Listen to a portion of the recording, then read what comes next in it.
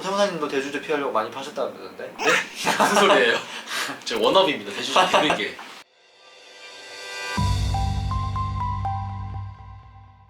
안녕하세요. 세금폭탄 처리반 장민희 세무사입니다. 네, 안녕하세요. 이용호 세무사입니다. 2021년도 지금 네. 어느덧 이제 연말이 다가오고 있는데 그쵸. 연말이 되면 네. 항상 문제가 되는 게 주식.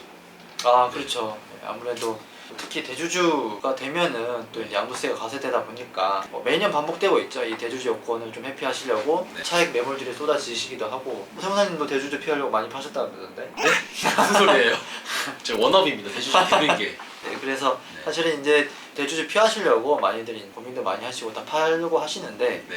이 2023년도부터는 이게 사실 의미가 없어지잖아요. 그렇죠. 금융투자소득이 본격적으로 도입이 되기 때문에 네. 사실 올해 내년까지만 이제 대주주가 이제 해당이 되는 거고 그 네. 이후부터는 상관이 없는데 물론 해외 주식 같은 경우에는 뭐 대주주 이런 게 없기 때문에 네. 매도할 때마다 이제 과세가 되잖아요. 그렇죠. 250만 원 초과하면. 네, 네. 과세가 되는 걸 좀 피하시려고 네. 여러 가지 또 문의들 많이 주시고 하시는데 뭐 해외 주식이나 이런 것들은 피할 수 있는 방법이 조금 있긴 하잖아요. 네. 저희가 팁을 하나 네. 말씀드리면 좋을 것 같아요. 양도세를 좀 줄이기 위해서 네, 증여를 좀 이용을 하는 방법이 있거든요. 간단하게 설명을 드리면 네, 증여를 통해서 취득가액을 좀 높이면 네. 양도 차익이 상대적으로 줄어들기 때문에 그렇죠. 대표적으로 이제 하는 게 네. 부부 사이에 네, 증여를 하게 되면 네, 10년 동안 6억이라는 공제를 받을 수가 있어서 네. 현재 가격으로 5억짜리 이제 주식을 증여를 하게 되면 네. 증여세는 없고 네. 대신에 증여 받은 사람의 취득가액은 5억이 되기 때문에 그렇죠. 그 상태에서 만약에 5억의 양도를 한다. 바로 양도한다. 양도 차익이 없는 거잖아요. 그래서 이제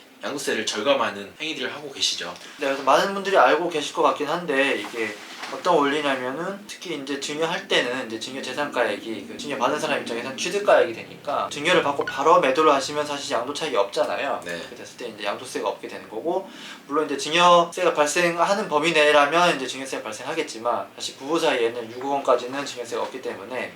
이런 방법을 이용하시면 특히 이제 뭐 팔 때마다 과세가 되는 해외 주식 같은 경우에는 네. 양도세를 뭐 굉장히 많이 줄일 수도 있는 거죠. 대표적으로 우리나라 서학 개미들이 가장 많이 가지고 있던 주식이 테슬라잖아요. 네. 테슬라 요즘에 다시 또 살아나서 엄청나게 오르고 있는데 작년 그 전부터 투자를 하셨던 분들은 지금 양도 차익이 어마어마할 거란 말이죠. 네. 그래서 이제 그런 분들은 이번에 네. 증여를 한번 통해 가지고 취득가액을 높인 상태에서 매도를 하면 좋지 않을까. 선생님도 테슬라 있잖아요. 가지고 있죠. 당연히 이제 네. 미국 주식 하시는 분들은 네. 필수 종목이잖아요.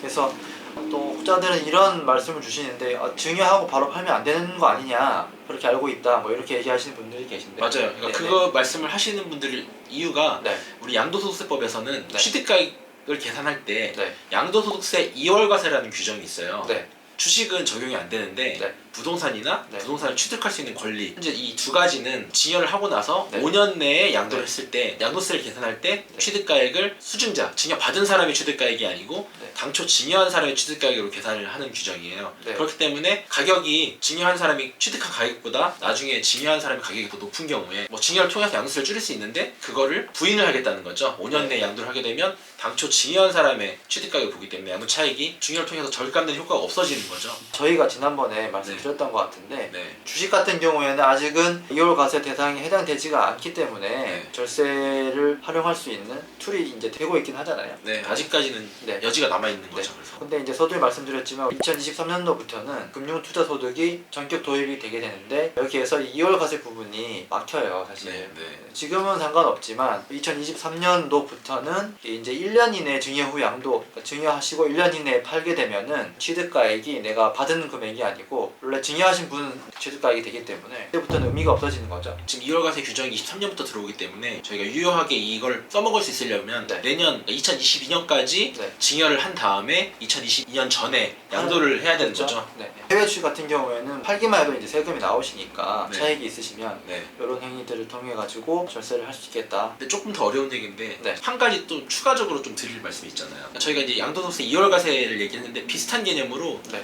부당행위 계산 부인이라는 게 있어요. 네. 약간 비슷한 개념이긴 한데 네. 이 부당행위 계산 부인이 적용이 되려고 그러면 그러니까 수증자가 증여 받은 사람이 양도를 하고 나서 양도세를 계산하잖아요. 네. 그러고 나서 그 양도 소득 금액이 귀속이 원래 당초 증여한 사람한테 돌아가면 안 돼요. 그러니까 이게 쿠션 쳐가지고 이제 증여 후 양도를 하면 네. 사실은 그 돈을 내가 받으면 안 된단 말이잖아요. 네. 그래서 그러면 이제 부당행위 계산 부인이 적용되기 때문에 2월 과세에서는 문제가 없다 하더라도 네. 부당행위 계산 부인을 통해서 양도세가 늘어날 수 있기 때문에 증여를 하고 나면 양도소득은 다시 증여한 사람한테 돌려주면 안 된다. 그러니까 이제 실질적으로 증여하고 그분이 이제 실질적으로 양도해가지고 소득을 그분이 이제 수취해야지만 이런 절세 행위가 다 이제 의미가 있는 거니까 그 부분은 꼭 좀 주의하셔야 될 것 같아요. 이 영상만 사실 봐서는 네. 얘들이 무슨 얘기를 하냐 할 수도 있는데 이제 이거는 좀 자세하게 상담을 좀 받아보시면 그쵸? 네, 이해가 되실 것 같아요. 사실은 이 증여 후 양도라는 행위를 통해서 절세를 할 수 있는 방법이 아직은 해외 주식 같은 경우에 있지만 그렇죠. 국내 주식도 마찬가지죠. 네, 그렇죠. 주식 같은 경우 있지만 소득 기속의 실질이